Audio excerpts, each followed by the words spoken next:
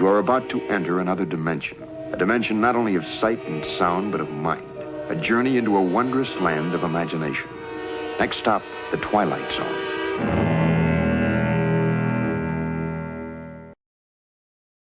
I have been getting a lot of past life memory flashes brought on by the discussions I've had recently with the scientific community involving the effort to colonize other worlds to escape the decay and death of this world. I was discussing the complications of finding another world that would be habitable for us and how it was not an option worth pursuing any longer because all our data has concluded that though we may find a life-sustaining planet, the slight 1% difference in air molecules or gravity because of the distance from its host star make it uninhabitable to us specifically. I went on to say that we should concentrate our efforts on terraforming the best choice from our planetary simulation systems based on survivability from interstellar catastrophes and terraform the world with a complete system of necessary qualities needed to sustain and support life, including a symbiotic self-sustaining ecosystem of plants and animals and seed it with human hybrid genetically augmented clones that would be indigenous to that world so that no matter the outcome on Earth at least we could ensure the survival of our species. That was when I was hit with this nauseating sense of deja vu, like I had argued this point before somewhere long ago. I used my methods of past life regression I had learned and discovered the memories of a spokesperson on another world long ago. They suffered the same fate we are facing now. Their magnet host was depleting. Their polar caps were reversing and weather patterns had become destructive across their planet. They knew their planet was dying and searched the stars just as we did and found nothing habitable just as we have also.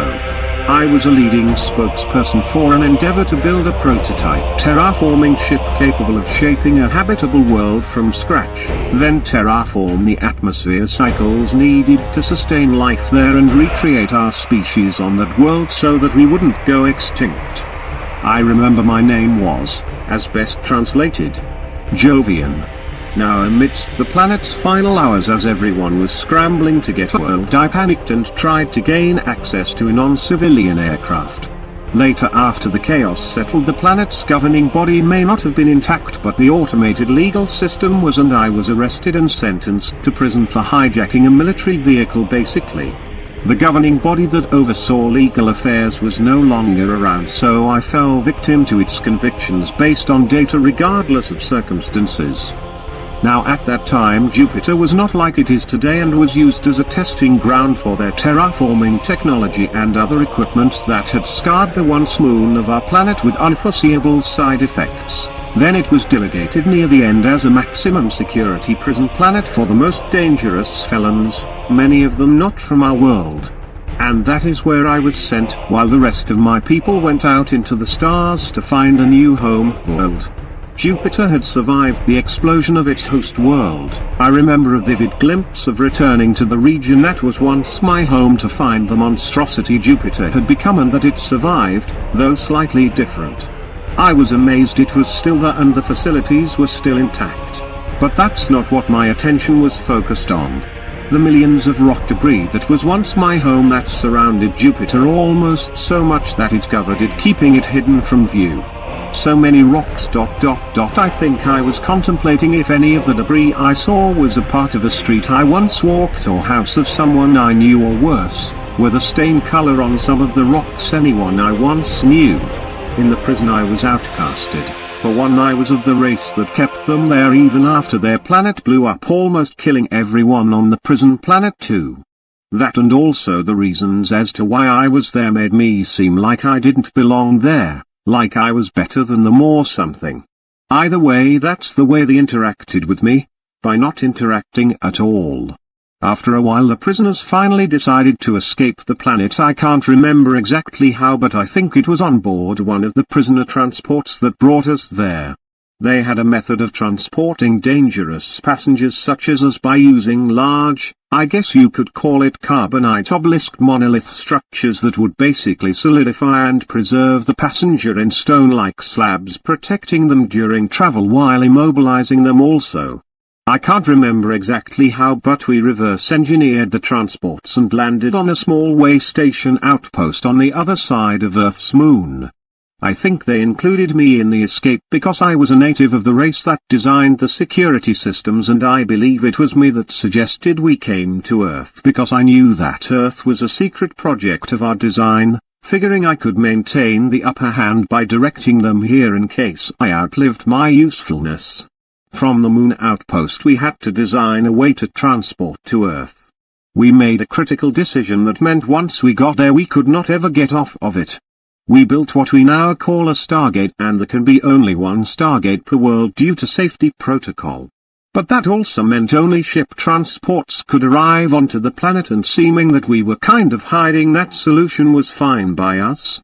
So we built the gateway and transported just off the coast of what is today Malibu.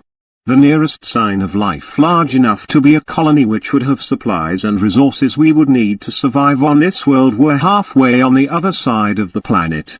In a region locals had called Greece, and so the enigmas of the Greek gods came to Earth. Each one of us were from different worlds which needed atmospherically controlled environments to survive.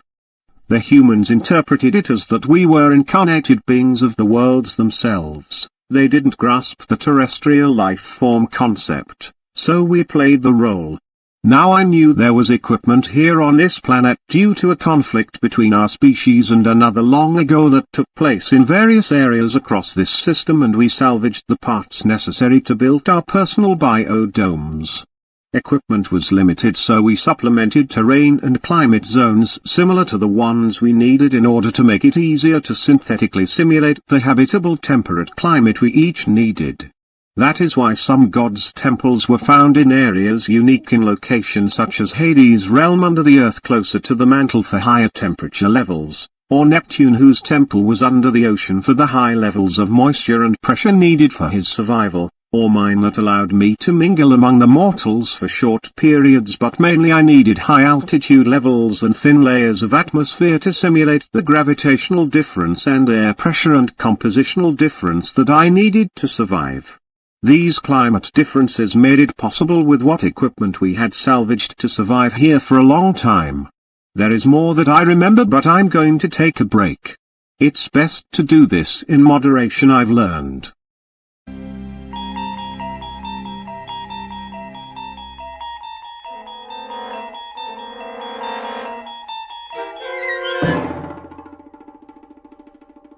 There is a fifth dimension, beyond that which is known to man. It is a dimension as vast as space and as timeless as infinity. It is the middle ground between light and shadow, between science and superstition, and it lies between the pit of man's fears and the summit of his knowledge. This is the dimension of imagination. It is an area which we call the Twilight Zone.